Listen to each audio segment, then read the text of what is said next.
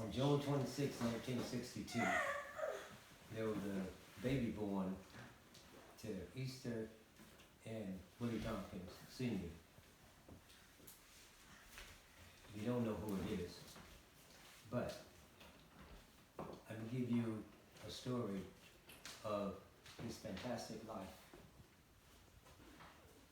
I was born at home, not in a hospital, by a midwife. Okay? I didn't start school until I was 5 years of age. You guys have been in school all of your life. We had very challenging obstacles to overcome. We had to walk at 5 years of age, a mile to a bus stop in the morning, a mile back to home in the afternoon. And it was mandatory that we got our lesson. Education is the gateway to greatness. And also, it teaches you how to be independent and how to be strong. In 1970, at the age of 8, I learned what it meant to only have the clothes on your back. We lost our house with everything we had. Imagine that. You wake up tomorrow morning and the only possessions you have is what's on your back today. Pretty heartwarming, isn't it? But that's where strength comes in.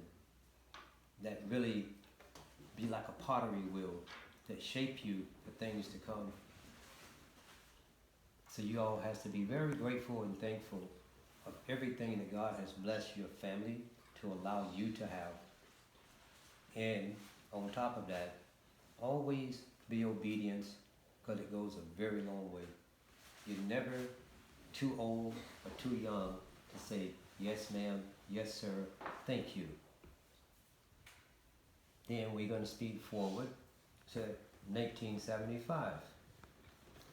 1975, my father and mother went through a divorce. From 1975 to 1980, I was raised by my father and his beloved sister. But through it all, we continued to press on, knowing that we had family behind us, the same way you guys do. We support you for whatever you do. But the most important thing, you have to learn how to be grateful. And through that course, I was able to play sports. I participated with the band. I was in several organizations when I was in high school. From my freshman year to my senior year, I was class president. And my senior year, our band was voted #1 marching band in the state of Florida. The greatest gift besides my kids, my wife,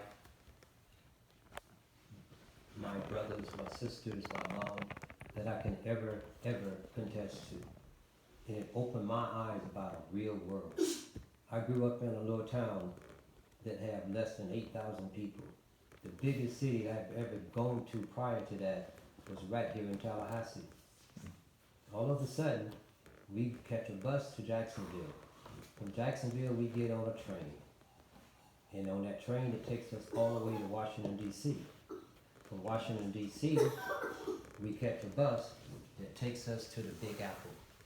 Do any of you all know what the Big Apple is? No. New York. No. New York City. Here it is, a little country boy, and ain't never, ever seen a skyscraper in his life. Okay? And next thing you know, you're at the Empire State Building to the very top observation deck. We go through the Twin Towers, which is no longer here, to their top observation desk. We went to the Statue of Liberty, was able to crawl all the way up to the lantern. And this is there again, a group of 114 kids that the world never knew was able to be on a world stage for Macy's Thanksgiving Day Parade. And before the parade, we had a chance to go see a real Broadway play, which is called Annie, and it inspired us even more to never limit yourself about anything you would like to accomplish in your life. I grew up with a young man by the name of Carl Joseph. He was born with one full leg, other leg didn't ever reach his knee.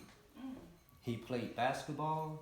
He got a full scholarship for Pitt University playing football. He never let anything slow him down. Never ever. Okay? He was stronger with one leg than the average person was with two. Okay? Our trip to New York City opened our eyes to a world that to today is in awe. Because it led an entire group of us to know that there's a world out there and it's for us to conquer. Okay? The world is yours to be conquered. Because the reason why I say these things to you, don't never let no walls, no barriers ever stop you from having dreams of becoming anything that you desire. Because when you do that, you imprison your mind of learning, and that's part of learning. You have to listen. That's the only way you're going to learn, is listen. Because I know there's great futures that all of you all can achieve. But it's up to you to set those goals and let no one deter you from achieving those goals. It takes a whole lot of work, a lot of sacrificing. And I know your mothers put in, and your fathers put in every effort that they can to make your generation stronger than the generation before. Because that's the way we grew up. Okay? That your generation be stronger than the generation before. And that is how you achieve greatness. And I can apply that to what we have in this room here. Every one of us, your parents, your parent, my wife, your parent, everything that we do, get up in the morning and goes to work, besides just you thinking just paying bills. Those bills is because we have a responsibility to you all to make sure that you're dressed properly, you have a meal to eat, you have the comforts of life, but don't let that make you weak. You still have to learn how to be the independent person one day. And that comes from people telling you no, and you have to understand why people tell you no. It's not because you want something that you don't deserve. You have to do things to earn it. Because if you don't earn it by taking out the trash, washing dishes, doing your homework, then you're never going to be grateful for it. And you're going to feel like the world owes you something. Okay? Other statistics I just want you all to understand. Most of us came from small towns except Frankie, Louisville, big city. Okay? But here's the whole bottom line. Just to give you some statistics. In most rural areas, like where I'm from in Madison County, only 1.4% of college graduates ever come back to live there. There's no opportunities. So when you have the opportunity to open your mind and your eyes is the gateway to the world. In other words, if you can't see what's out there, you cannot dream what you can accomplish. So I tell everyone, keep your eyes open. You want to follow the right people. You want to be obedient to your teachers, because they have a job to do, and that is to educate you. Okay? You understand where I'm coming from? And education is what makes the world turn. Every engineer that you see, every CPA that you see, every teacher that you see, everyone has to pay a price. Hard hours, staying up at night studying in order to make a better life for themselves that trickles down to you.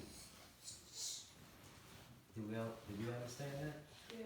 So when mom and daddy is out working hard and they buy you a toy, don't destroy it. because that's just like them taking their wallet and throwing money out the door. Hello? So I just want you all to learn while you're young that life is a journey. Okay? It's a journey. Your destination is between you and God. But you can achieve anything that you set your mind to. It takes effort to be someone. And that was always our litmus, cheerleading words when I was growing up. You can be anything you want to if you apply yourself. The world does not owe you anything. The world gave you birth into this world. And the rest is up to you. So my conversation with you all tonight is never give up. Never give up. Always set high goals for yourself. Kayla want to be a zoology. I'm right there supporting her. Okay? She's not following the footsteps of no one else. That's what she want to do. We support her. I'm not asking any of you all to be anything other than what's going to make you happy in life. Because you don't want to have to live with it. Alrighty? And one of the greatest things that I know has happened in my life, it's always a bumpy road when you're going down a dirt road, has been Yao Nanaboo, my wife. Okay? In 1995, when we first came here to Tallahassee, she was strong enough to follow me here. She was very secure in her job. The kids was in school. I had a job that got transferred to this territory. And she uplifted Shawana, Elwood, Shamika, and all came, well, Marcus too, but he was telling the cab drivers how to get back and forth home when he was 3 years of age. So it's no secret why he can travel around the world. But the whole bottom line, trust me, he was 3 years of age and knew how to get home.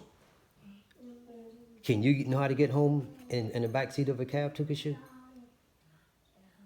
You can? Okay, just remember the routes, how to get home. And to more or less in my conversation with you all tonight, and that is this. If